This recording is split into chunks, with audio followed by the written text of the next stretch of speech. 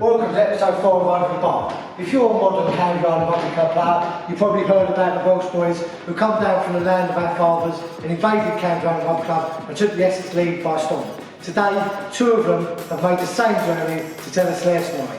Make sure you've got the subtitles turned on. Let's go meet who they are.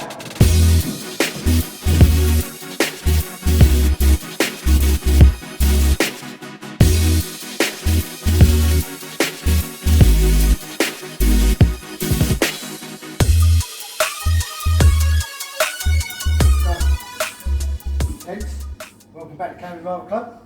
One for you, Sharky. Cheers, Brad. One for you, Gareth. Thank you. Make sure that goes down the road. Don't know throwing up on set, please. Cheers. After last night's adventures. Iechyd da.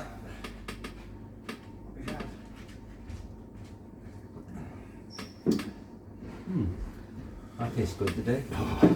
How's that gone down? Smack. Champion. Cup of cold tea. Ooh. Judging by that shudder that went down Gareth's spine there, and I don't think it went down that well. Yeah. This might be the last one of the day. It's not bad, mate, actually. But it's got disinfectant in it, but it'll be alright. I don't mind that. Guys, thanks for coming down. Obviously, travelled down from Wales. As you can tell by your accents. You might have to put subtitles in this one, Kev. You've got subtitles, yeah? So, just go back to the story. How did you guys come to play for Canvey Rugby Club? Well, I think we both came up here obviously as teachers, you know, early 20s. Yeah. I think there were a few boys who'd previously been to the same training college as us, who were up here before us. In fact, back in the day, I think there were 8 PE teachers on the island in the 3 schools. Right.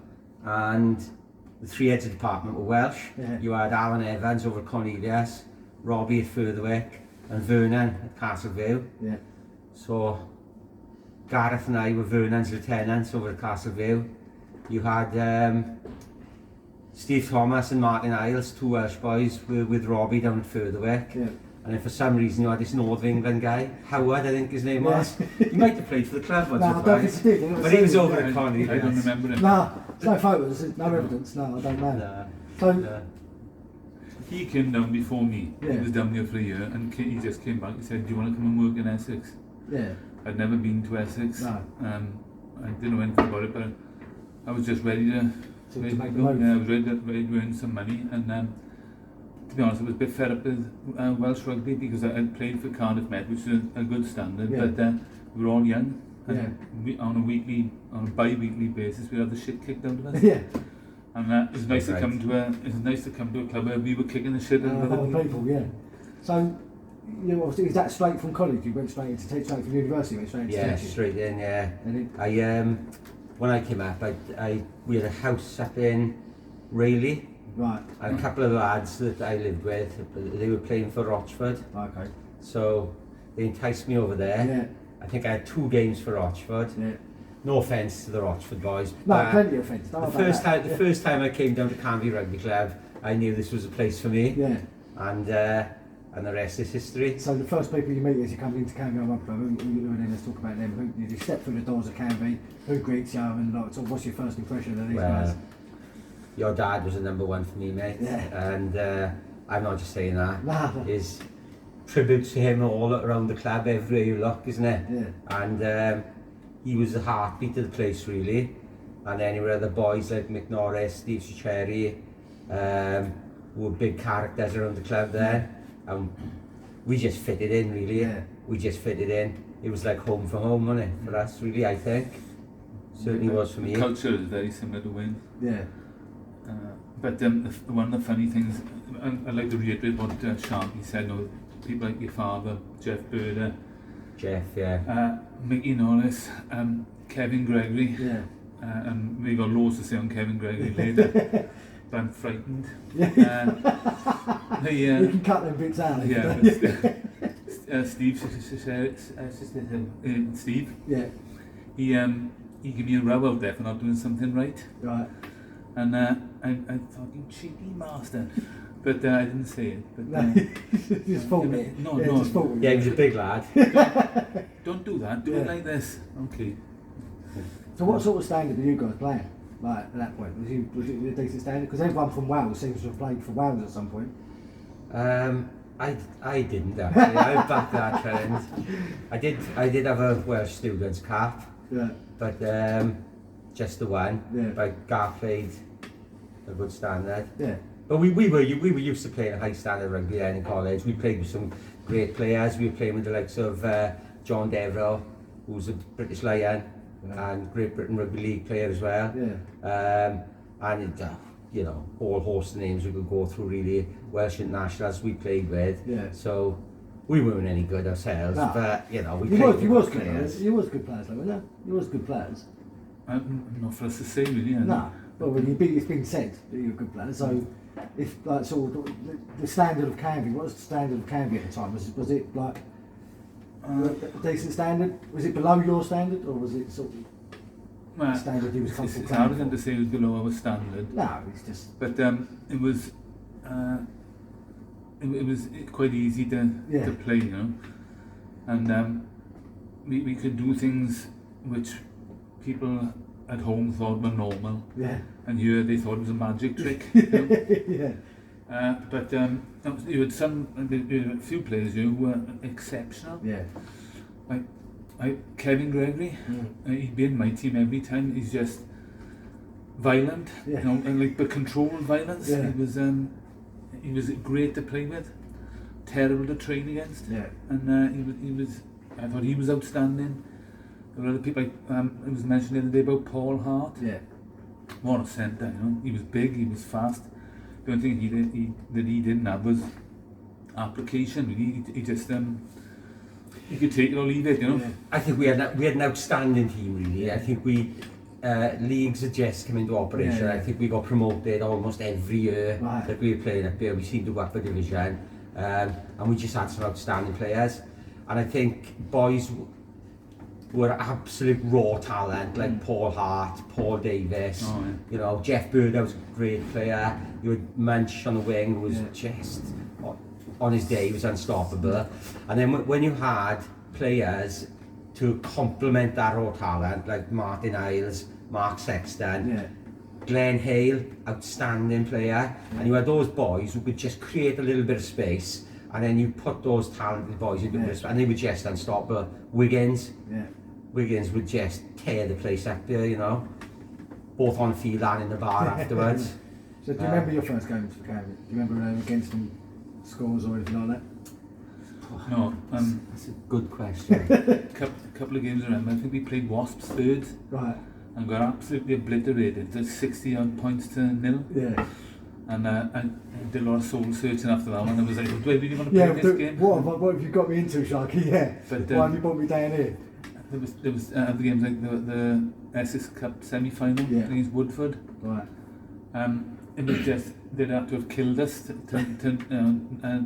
have beaten us. Right. It was we had a sense of invincibility. Yeah. You know, there was no way we were going to lose that semi-final. It was almost like destiny. Yeah. And some people had huge games like Paul Gillingwater. Yeah. He was like a fourth back row forward. He was Gilly's just a brilliant person to have in your club. Oh yeah. Yeah. Ginger locks flapping around everywhere. Yeah. What a character. Socks What a rolled down. He looked like a character. naughty boy from the Beano, you know. On the munch. Probably the best player I've ever played with who really didn't look the part when out on the field. Gilly. Yeah. He'd walk out and he'd think, who's this Who's this guy? character? And then he'd go and turn in a performance Yeah. and think, oh, right, Right, okay. this is what he's about. Fair play, yeah. Gil. Fair play, Gil. So that semi-final, was that you got to the final and that's when you lost the final at Thurrock? Yeah. Yeah. Next year never lost it. We were better. I thought we were the better team. Yeah. It was like a tough one to take that, but Yeah. you know, thinking you're the better team makes no difference. No, of course not, no. That was one of my blacker stages. Yeah. I thought we never lost, did we? We go through seasons and losing one, maybe 2 games Yeah. a season. Yeah, fucking off. People just swallow. Yeah. So how long have you been over here? How long have you been over here? I think I had 5 seasons the other day, or maybe 6, 5 or 6 seasons, I think. Yeah. like I said, I played the season before Gareth, and I think you stayed at least one season after I'd gone back. No, I went to Thurrock. I played 4 seasons for Canvey and 3 for Thurrock. Oh, did you? Right. It was a while back. Yeah, can't remember last night. Let I can't remember last night, that's for sure. Yeah. So let's talk about, you mentioned the other Welsh guys that come over. Like what was their sort of story of coming over? It's the same as you guys? All the same thing, really. There were a glut of teaching jobs became available. Ike came down with me, who incidentally is a massively underrated player. Yeah. You know, he was underrated in Wales. And he's not the most confident of blokes either. So, you know, he almost believed his own lack of hype. Yeah, he's got lack of confidence. He's out and out quality. He can run, he can kick, he can do it on. He's rugby intelligent. Yeah. Yeah, great player, really. Yeah. He was 10, wasn't he? Yeah. And then you had Arlesy at 9. Yeah. So that's a fucking combination there, isn't it? Good. Yeah. Like that's probably like above the standard they were playing, them two, weren't Yeah. They could both do something special, but I think the main thing with them, which is like Gareth alluded to really, is that they just did the basics so well. Yeah. And I'd give other boys time. You know, Martin could get the ball away so quickly. Ike's decision making was fantastic. You know, whether he put the ball down the corner or he picked the runner, and he would just put people into space. And you had such talent outside him with, like we said, Paul Hart, Wiggins, boys like that, and he would just, None like it. yeah. And then Munch would just always be on the end of the score, wouldn't he? So he was just a lucky boy. He just Lucky boy in the poached wing, tries in yeah. the end. No, he made a lot of the tries. He was just unstoppable. He Yeah. had about 2 or 3 seasons, but he just could not stop Stop the scoring. game. He just scored tries for fun, didn't he? Yeah, standing on the wing, just taking the glory. Yeah. The best import you ever had here from Wales was Wiggins. Yeah. I've heard a lot about. I don't think I've ever met him. Like anything.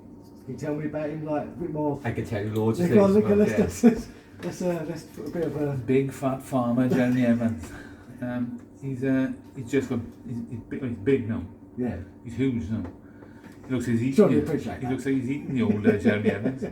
He's got wide hips and like raw bone farmer strength. You know, he's 6'3" Yeah. and a big build with it. So where did he play? Where did he play? What position? Centre, wing, full back. He was a back. Yeah. Just a big fucking lump of a back. Yeah. Yeah. He was difficult to bring It's a down. big thing.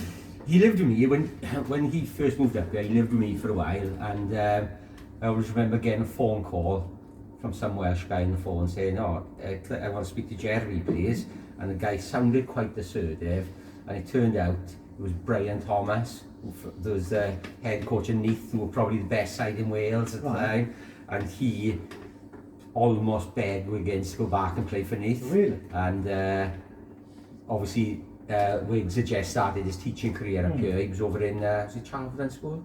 Yeah. He was teaching in Charlton, he just started his teaching career, and he said, you know, I'm going to stay for a while. Really? I think he was, even though it was amateur days, I think there was some incentives put on the table for him to go back, but he stayed. But he was a real character as well as a great player. Tell you a story about him. Go on. He loved a Sunday. He loved a Sunday drinking, and he put everything into Saturday, and it was his time to enjoy himself. So I'd been out for Sunday lunch somewhere, and I came back to the house, and Wiggins had been out all afternoon, and he was unconscious on the sofa. And as I slammed the door, he jumped up and he just goes, "Sharks, what's the time?" It's 8 o'clock, mate. Oh my God! And he just jumps up and starts throwing random items of clothing into his bag, runs out the door. I thought, what the hell is he doing? I just watch him slowing down as he goes down the street, kind of looks around, sees it's pitch dark out, strolls back in and goes, 8 o'clock in the evening or in the morning. 8 o'clock at night, mate. He goes, oh, fuck for that, I thought I was late for school. Fuck's sake. Yeah, so anyone else you can think of, like, you mentioned Ike, you mentioned Wiggins. Was he? And he was a good, a good player, and he was like gymnastic in his ability. You know, he'd bounce around. Very durable. You had Steve Thomas as well. Yeah. Who was a decent player. Did a lot of the basic stuff really well. he was caught really, Steve, in between flanker and hooker, so he Yeah. had a little bit of an issue there. But I'm trying to think what else was there. There was a really good boy played here for only 1 or 2 games called Steve Hodnett. Right. Was a loose head prop, and he was quality, a little bit older than the rest of us. Right. I think who else? With the other teachers like what's that bloke? H. I can't remember. Yeah, He's I not know. any photos. He never played here. He didn't. He just must have come over for the social because no one's ever seen him in a rugby He kit. Yeah. weren't in any of the Nah, photos. he's never been in a rugby kit. He's either He had a good mate who was a good player though, a guy called Ian Dale, Yeah, Rocky. right. And he's Yeah. worth a mention. Yeah. He was a real good Let's player. talk about him then. Yeah. What's his story? He was 6'2", 6'3", very, very athletic, very, very fit, abrasive, a little bit wooden. He was like, but he was a very good player. I enjoyed playing with him. Actually, I think that's him carrying the ball over Oh, wow. Gareth's right shoulder there. Yeah, he was a good player. He was a school teacher from the north of England. He Right. came down here. Same kind of story as us really, same kind of era. And yeah, he was a good player. So you was all living on Canvey, was you, at this point? Yeah. What did you make of coming from Wales down to Canvey? The sort of, It was expensive, really expensive. yeah. Well, you all lived in separate houses or did you share houses? Yeah, I think we started off sharing, didn't we? Yeah. And then we all kind of, at some point we thought we had to get in the property ladder, so we all bought a bungalow up here at some point during the 80s. Yeah. Before Margaret Thatcher decided to raise the interest rates to Yeah. 200% or something. And to be honest, that's probably the reason why a lot of us had to move back. It was just became mortgages just became too expensive in the late 80s up here. And you could buy a street back home for the price of a house up here. So I shared a house with Sharky in Rayleigh. What was the name of the place? Cheapside West. Cheapside West, yeah, and Dave Graydon. Yeah. And then the deputy headmaster, Mr. John Gawley, lived about 100 yards down the road, and he couldn't drive. Right. I used to drive Sharky's car, and it'll become apparent why I drove Sharky's car. I used to drive Sharky's car to work and back every day. We used to give the deputy head a lift back and forth. Right. And then about 6 months into my teaching career in Castleview, I had to go and see John Goy to ask for time off. He said, "What do you want the time off for?" I said, "To do my driving test." You didn't have a licence. No. And that's why I was driving Sharky's car. Quality. So What? you guys teaching? What players from Canvey was you teaching at that point? I think we talked about this last night. That, you know, the 3 schools of Canvey were all quite strong at the time. Yeah. It was, you know, rugby was massive on the island really, with all the teachers up to here. And so, you know, in Castleview we had like Stephen Murphy, James Saunders, Gav Grayburn. There was a guy called Andrew Pennell, who was a very good player. I don't know if he played much rugby after he left school. I know the other boys did, but Pennell was a good player. And then over at Cornelius, you had like some Matt Norris, who was a cracking player. And down at Furtherwick, there was Cooks and that. Cooks. Cooks was Did you play he with was their them? superstar. Did you play with any of them? Or was you gone by the No, time they started playing? I'd gone by the time they started, really. Yeah, which is a shame. Yeah. I think Matt Norris might have played once or twice, because I think he played for Canvey Seniors when he was 16 or something. He was allowed to play when he was like 12. So he played for the senior side. So when like obviously you said you went back, like was you like fucking gutted about that you had to go back because of the prices, or? Yeah, it pretty much was really at the time. Was it just that with the reason because of the house prices? 100%. I don't think I would have gone back otherwise. I'd probably still be living up here now, I suppose. I would have. I was always going back. You was always going back. Yeah, I came up here and thoroughly enjoyed it. But I was a homebird. I was brought up by my grandmother, and I wanted to go back. Missing your family and that. Yeah, to a certain extent. Missing my grandmother and the guilt you feel because you don't see her. So I was always going back. My wife didn't want to go back. No. Because she taught in Cornelius. Okay. And she was a PE teacher as well. She was a year behind me in college. And she didn't want to go back. No. So let's go back. Your playing days over here. Let's talk about some of the games that you remember and some of the things you got up to. Any tours or anything like that? Any away games we can sort of mention? The home games are the worst. Yeah. Yeah. I mean, the social aspect of this club was absolutely Through the roof, off yeah. the scale. Yeah. You know, we'll regularly be up on the The rafters. Yeah, up on the rafters, and your shirts would be off straight Yeah. away. You know? Or was that just me? Yeah, That's just you, mate. That's just in general, yeah. Yeah, and you ain't changed. The game I probably remember was probably playing against Rochford out here, and because on a personal note, I was getting an absolute hammering off the hooker. Right. He took about the first 3 against the head in the scrum, and I can remember Kevin Gregory grabbing me by the collar and saying, "You better fucking do something about this," he said, you know. Yeah. So I knew I had to instigate a bit of physical intimidation. So I think the next scrum, it just all went off, and it was a massive fight.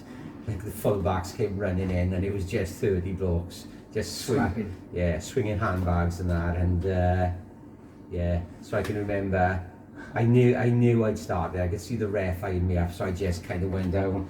I just lay on the floor, and I can remember Mick Norris coming up to me and shaking me, and he goes, "Sharky, you right, mate? You right?" And I just goes, Yeah.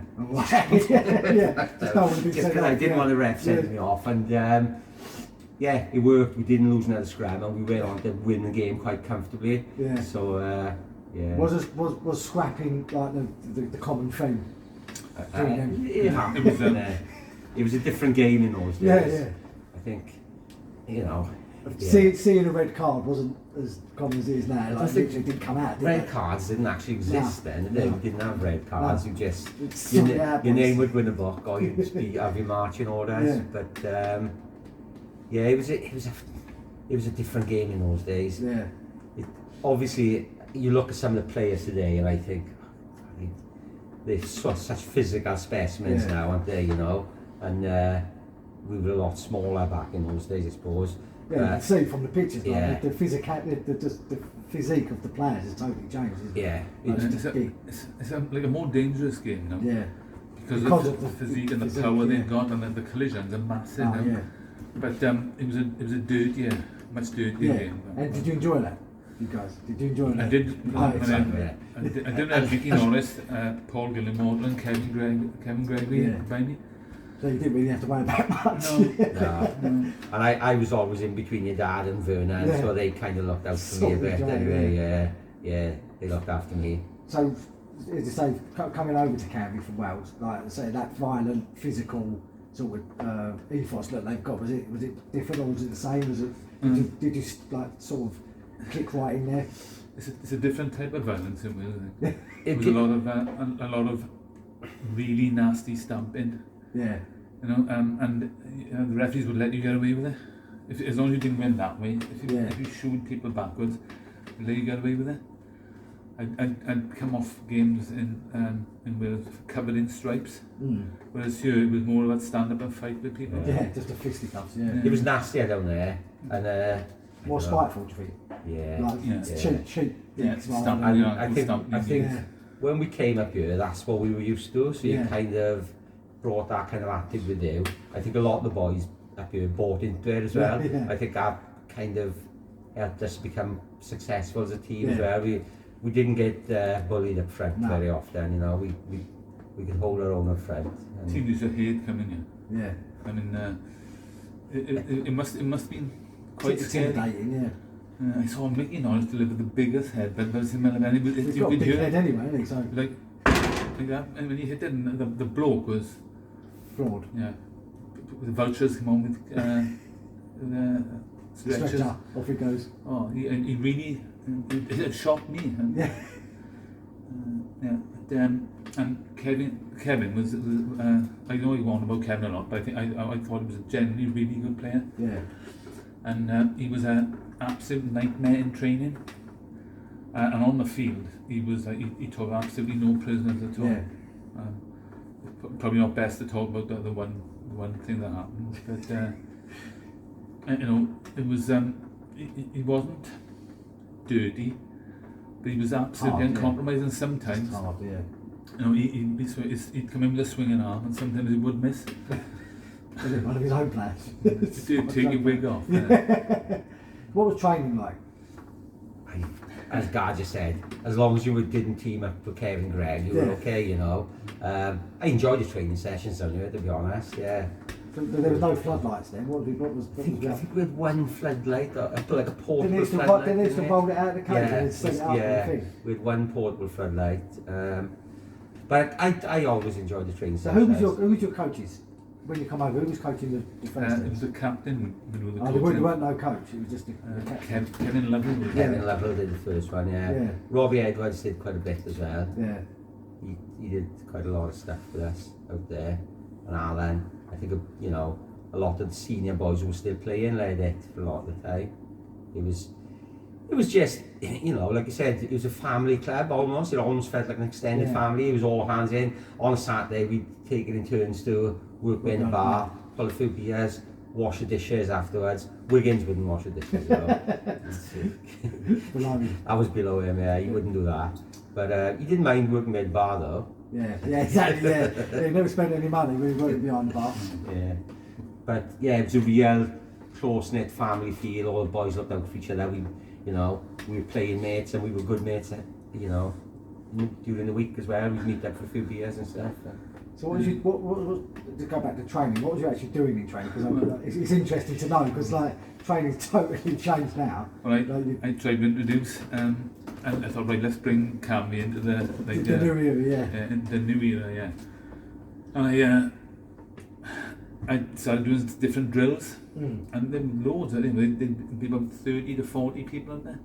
I was doing these drills, and Dave Vincent, this is fucking shit. And they weren't happy because all they wanted to do was play a game with each other. They battered each other, didn't they? I thought, let's get away from this. Let's do a little bit of like fast dance. Yeah, a bit of purpose. Yeah. This is fucking shit.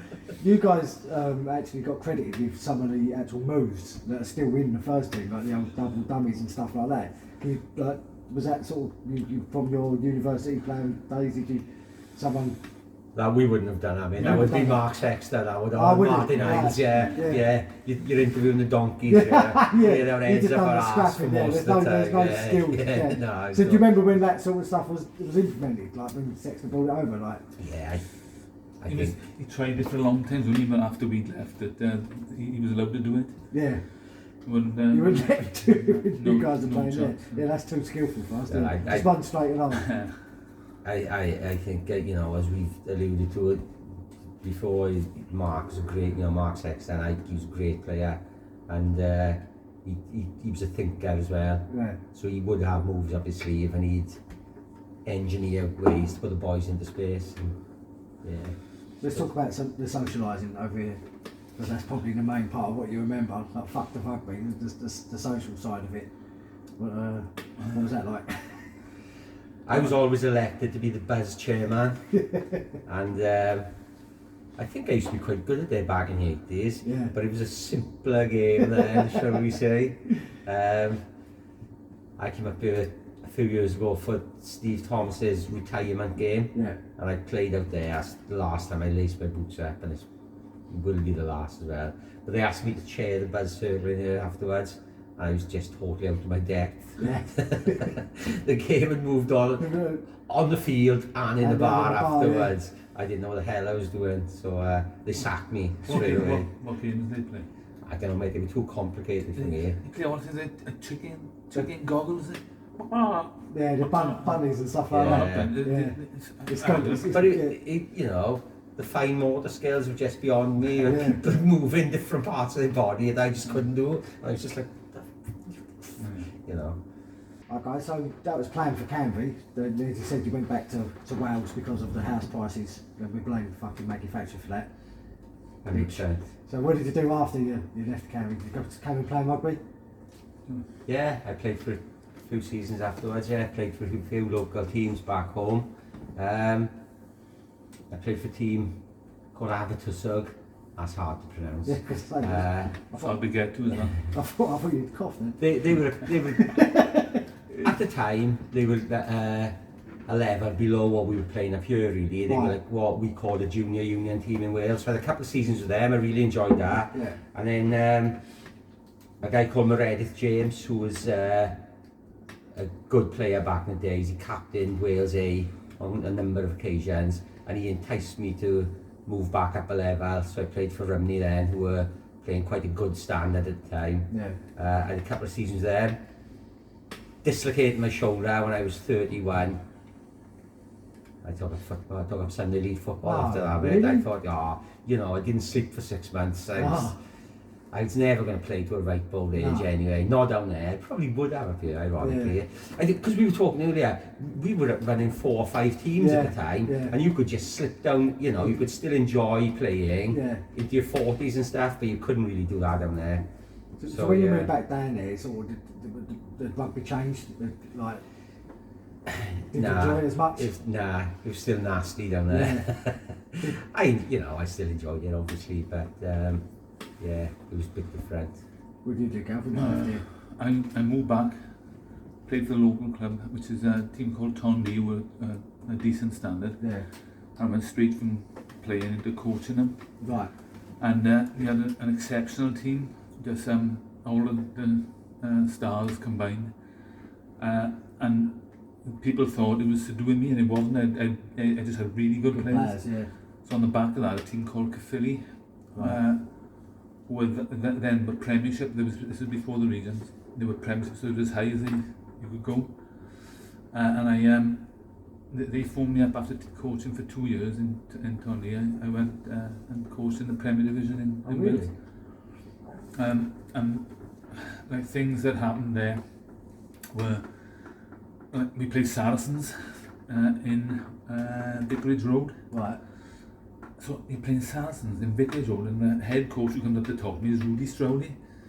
I'm thinking, oh my word, the last 2 years ago I was on a Parks field. Yeah, things have escalated somewhat. Yeah, but then I fell out with the committee there. Right.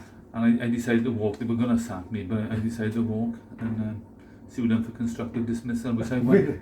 Yeah, which is great. I lauded that over them. Was that Saracens games, European games, eh? No, it was a warm-up. Alright. How'd you get on? We did begin, it was a warm-up game. We lost. That's why you got sacked. We became third. So I didn't coach for about 6 months. Then Wales under 19s asked me would I be interested in going on a development tour. Yeah. I went to South Africa for 2 weeks, played 4 games, 2 of them curtain raisers, and the interesting one on the first one is we played the curtain raiser, come off, and New Zealand were changing in the change rooms just next to ours.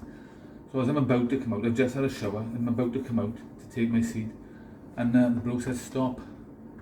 I said, what's the matter? He said that the All Blacks about to run out, so I'm stood in the doorway. And all the All Blacks are lined up. So Chris Jack, Richie McCaw, Tanu Manga. I'm thinking, this is brilliant. This is going to happen to me for the rest of my life. And never happened again. Never happened again? Nah. What happened after that then? It just, we never did that sort of thing. No. I coached Wales in the 19s for 3 years. And the players who were there were Jimmy Roberts, Alan Wynne-Jones, David Bishop, Craig Mitchell. I mean, there was they were decent, they were over the 3 years. A lot of the boys that were in there in the last 10 years. Yeah. Gone through the under 19 system. Yeah, so you had a good side. It was a privilege, and I think that they terminated my contract. They didn't renew my contract after 3 years, and I was really disappointed. Yeah. Was you getting results? Was there any reason for it? Yeah. No. They just, the turnover is always right because they want people to get experience. Yeah. Only I thought, I want to stay here forever. Yeah, of course, go to South Africa, watch all. But it never happened. I tell you the game that it was the game that the big fat boy went on and punched David McHugh. I don't remember that. No. He was giving, remember? There was a scrum, and he ran on and tackled him. You can edit that bit out. and then I went from coaching Wales in the 90s to coaching. I did a short stint at Newport where I was coming in and covered for a coach. Then I coached Eberville and I was sacked. Right. Because the results were poor. There's a running theme here, isn't there? Yeah. He just gets sacked. There's more. There's more. The life of a professional Yeah. rugby coach, mate. Then I think then I coached Bridgend. Then I turned down Pontypool. Right. And then I dropped further down the league then. Yeah, so that's quite interesting actually. How do you see rugby's changed from when you started coaching, and how have you adapted like your coaching style through that? Because it's changed quite a bit. You don't realise how much it's changed, do you? Yeah. An interesting thing, I go to America quite a lot and coach. Right. And the thing they like most about the British coaches is they're positive. Yeah. So it's it's I know we lost, but look you don't bollock your kids, but whereas if you have a look at Last Chance You, have you watched they're them? just screaming at each other. Yeah. Screaming, that's just catch the ball. Yeah. The guy is trying. Yeah. You've got to He give him didn't some. purposely drop the ball. Yeah. Got to give him some information. Yeah. But I remember doing a video session with a team in Wales, and the other coach said, "I want to do this bit." He said, "What happened here?" Yeah. Press it forward. Nobody said anything. He said, "Watch it again. What happened?"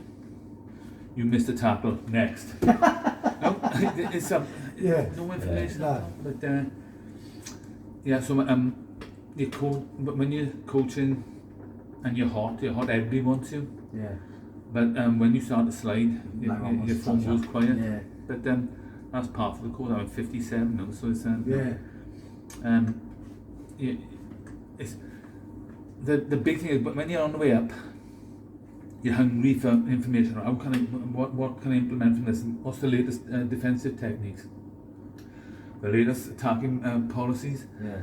And then when you plateau and start to drop, it's like stuff I got is good enough. Yeah. You make do. Yeah. I think I enjoyed coaching more than I enjoyed playing. Really? When you're coaching, you feel everybody's joy, and you feel everybody's pain as well. Right. So when you're high, when you're winning, it is absolutely brilliant. Yeah. And when you're losing, you're dog shit on people's shoes. Yeah. My first game in the Premiership with Caerphilly, we had Glasgow, and we beat them 26-5. Right. And I was the hottest thing on the planet. Yeah. We lost our next 4 games. And you was dog shit. Yeah. So what sort of players? Like you mentioned the under-21s, but if you 19s. Under-19, sorry, yeah. So Jamie Thomas, as you mentioned, Alwyn Jones. Any other players like apart from that side that you've coached that have gone on to make it pretty? It was 3 years that I think. I've been. I ran a rugby program in Bridgend College for 12 years. Right. And the players we had at Corey Hill. Do you remember Corey Hill? Yeah. He's the guy who scored the winning try against England. Yeah. I don't know if you. He was one of the Geography 5, wasn't he? Yeah, that's it. The Geography 5. He won the Geography 5. Yeah, he let us down, didn't he? Yeah. Doing that old, what's his name? Warren. Warren, no, what a fucking joke that was. Don't speak badly of No, I will. Because he's not even Welsh, he's Kiwi, so it don't matter, does it? He's adopted version. Yeah. Dual citizen. What's the name of that English coach? It was not English. Eddie Jones, who got us to the World Cup final. Yeah. I thought he was well, he's Howard Japanese, Australian and English, so he can go where he wants. So what did you do, Sharky? But like, so you're not playing career, what did you do? Mate, I carried on teaching for a while. I did have some aspirations to possibly become a head teacher at one point, but I got a position as assistant head, and I just thought, this ain't for me really. He was too short, he couldn't see over the lectern, so some things never change. So I nicked some Canvey Island entrepreneurial skills really, and I started a few businesses up, bought a few houses back in Wales, started me and the missus started a childcare business up, which went quite well. I own a boozer now, and that's quite good for my wallet, but it's not very good for my liver. So we got a little restaurant and a B&B and things, and I still got a little housing portfolio. So I've retired from teaching, but I've started a little supply teaching agency now. Oh, wow. So I've got about 20 teachers working for me at the moment. It's probably not going to get any bigger because I haven't got the ambition anymore, really. But yeah, so enjoying life really. Probably a bit too much, to be honest, Brett. So out in Wales, you sitting there and you get a phone call. Obviously, my dad's passed away, and like sort of, let's talk about the effects of that. How did that hit you when you found out about that? It's weird, you know, because he would be the guy I would phone up. You know, if I was planning a trip up here, I'd ring Biff up. For example, back, it must have been just over a year ago, I think, and it was a Wales-England game on, and there's a boy who lives over in Benfleet. Gareth used to teach him, actually. His name is Richard Burns, and he lives over in Benfleet, and his dad is a regular in my pub, and he's a good mate of mine. He said, I'm going to Benfleet, he said, I'm going to have to find a bar to watch the Wales-England game in. I said, don't find a bar, mate, just go to Canvey Rugby Club. So I rang your dad up straight away. I said, I've got a mate coming up here, you know, can you look after him for me and show him a good time? And your dad weren't very well, but he made sure, right, that it was a reception committee waiting for them over here. And so when he came back, he said, you know, we had a great time up there. He said, unfortunately, I didn't get to meet Biff. He said he wasn't very well, but he had sent a load of blokes over to look after me. And that was a mark of the man, wasn't it? Do you know what I mean? It's, I like still get a bit emotional, really. I play, when you play in the front row with someone as well for a few years, you kind of get a bit of a special bond in it. I think anything I could say about him would come over as understated, you know. And the guy was great and great for this club. I don't really want to say any more on that, but what I will say is, as soon as we heard about what happened, is both of us realised we had to come up for the funeral. It's the first time I was here for 30 years. I was going to say 30 years. And everything changed. Like, I mean, it was a great fucking night. Circumstances, obviously, we'd have rather had different circumstances, but it's still the same sort of socialising. I've been up a few times since, you know. I've sort of, you know, kept my hand in a little bit up here. Is it always, every time you come back down, is it always the same? Like you're in here for 5 minutes. It's like you've never been away, isn't it? All the boys come around. It was like last night, wasn't it? It was in here last night, and you came in here and you walk in, you kind of look around, and then within 5 minutes, you're back in the zone. You're back where you were 35 years ago, or whatever. You know. Class. I mean, back home in Finland, oh Lord my God, when and they go all that. There were people hanging off the rafters singing, I'm too sexy for my shirt. At a funeral, you know. I about a week after the funeral, I'd gone back home and Gilly phones me and he goes, mate, you never guess what happened. He said, I've lost the keys to the works van. It hasn't moved for a week, he said. It's just cost me like 400 quid or something to have the barra replaced and stuff like that. 2 days later, his missus sticks on Facebook, I found the keys now. They were in his suit pocket. This is what he was doing last time he wore the suit. And it was a photo of him hanging upside down off the rafters. A fucking monkey, with his in his suit. That's brilliant, The Woodford game, when we were all up in the rafters, his brother was a professional singer. Danny. He was up there singing. How good was he when he was up there? He sang in the funeral, didn't he? That's what that was about, because Dad said, I'll get you to sing at my funeral. And that's how he came about, because he was singing from the rafters, shit like that happens. So let's sort of wrap this up. You want to do your best 15? Oof. Yeah, I think I can do that. Yeah? We probably agree on most of them, won't we? Yeah. Number one's obvious, isn't it? Goes without saying there. Yeah. The number one shirt has been retired. For a reason. We don't even need to say the name, do we? Hooker. I won't choose a hooker, mate. I'll leave that to you. I know it wasn't Steve Thomas. Who's the guy with the beard? Woody. Woody. Woody. No. I'd go for Shark. Thanks, mate. Yeah? Yeah, if he worked a bit and is thrown in. Practice. Yeah. Number 3 then. Vern was pretty much a mainstay at number 3 all the time I was here, really, so it'd be hard to deviate from that. But you've got Bacon, yeah, I got to give a mention to Tony because he was converted centre, I think, or full back or something. Yeah. And he would, at the time when we were playing, he was still learning the trade, but he had, no offence to Vern, who was as solid as a rock, but Tony had a lot more to offer as an all-round rugby player than Vernon did, so... Bacon, for me. Bacon over Vern. He would fucking love that, you know that, didn't you? Yeah. Can we cut that bit out? I know, yeah. Don't Don't tell him that. Don't tell him that. He was actually, he's quite a talented bloke, an overweight talented bloke, but he was a talented bloke, you know. Yeah. Second, Gillian Norris, I can't go far off that. I mean, I like Steve Sherry, I like this forthright attitude. He would get stuck in. In training out here, he's the one who would front up to Kevin Gregory and they'd go at each other hammer and tongs. The best thing about that is, back in them days, there was no jumping in the lineup.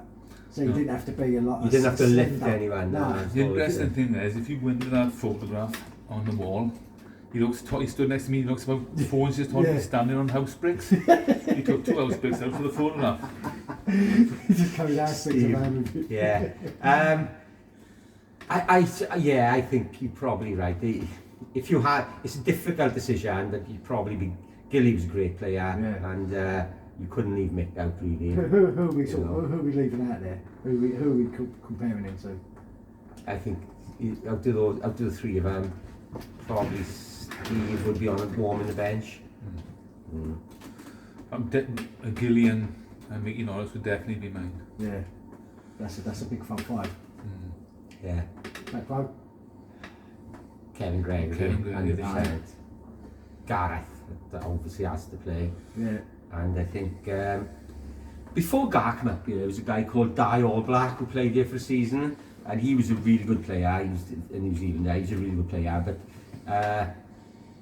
for sort of a bit more longevity, who played quite a few seasons here, was that guy who we spoke about earlier, Rocky, Ian Dale. He's a really good player. Good back row that was, actually. Yeah.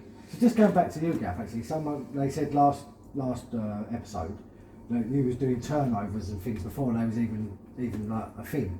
Do you know what I mean? Doing the old turnovers at the rucks and that. Did that just come naturally, or did you see someone do that and then you thought, oh, I've got to get my hands on the ball? Yeah, I think the rugby here was a little bit slower than. Yeah. So you had more time to get your hands on. It's just one thing was always drummed in me was the ball. So I just went for the ball. Yeah. Which is obvious. Yeah. Thing is, with Gareth, he thought he was a 7 and he just didn't have the pace. He was out and out 6, but you know, that's another story. In the right place at the right time. That's what it was. Yeah. That's how you got the turnovers. And you know what? He never threw back ball, so you couldn't see that. Just eating the pop on the head. But on a serious note, that was some back row line. That was that's some pack. Dynamic back row it was, yeah. We like I said to you earlier, we didn't get bullied very often, you know. Yeah. For a reason, because they're just massive blokes. So we go to 9. 9. Yeah.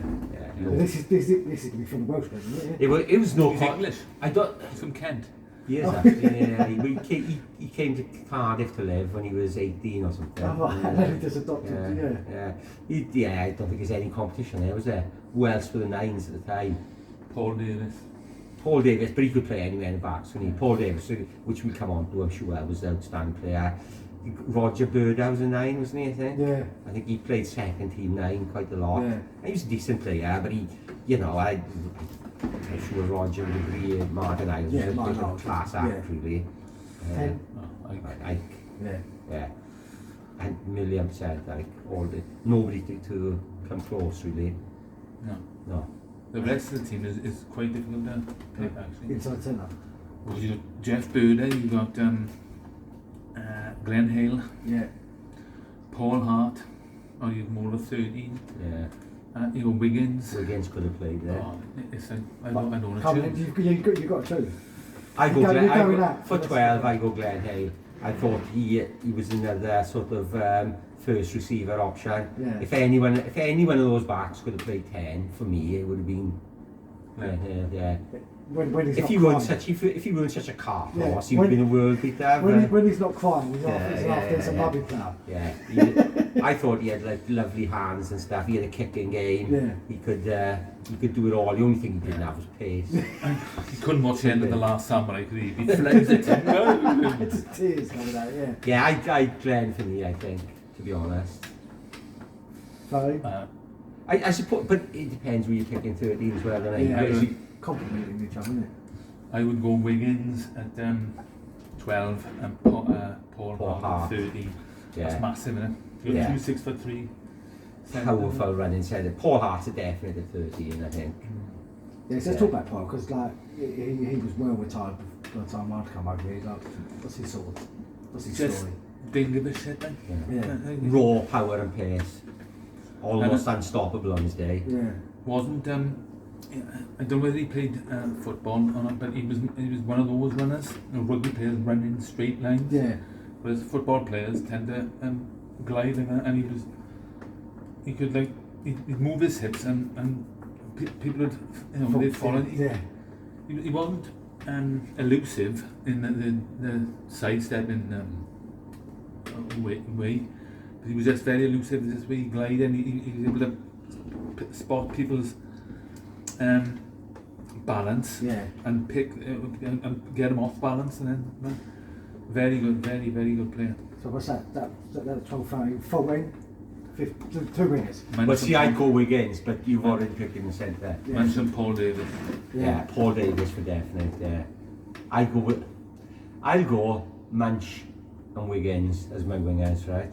And I put Paul Davis at 15 then, because he can play anywhere. He's a magician, Paul Davis. Yeah. Glenn played fullback as well, didn't he? I think he could play much anywhere. anyway. And so could Jeff Burder. I mean, like we you haven't spoken about Jeff Burder a lot, and he was a great player. Well, he was the glue of the team, you know. Didn't do anything spectacular, but everything he did bloody well. Yeah, I you don't know. think I've ever seen Jeff had a bad game. No, Like, never just- did. Never ever had a bad game. No.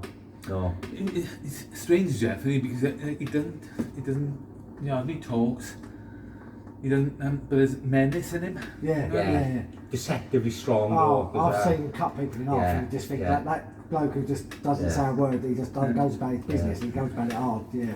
Imagine just him killing a burglar, like if a burglar broke into his house, he would like, just pounding the hell out of him and then just putting a cup of tea on and sitting there like, non-emotional.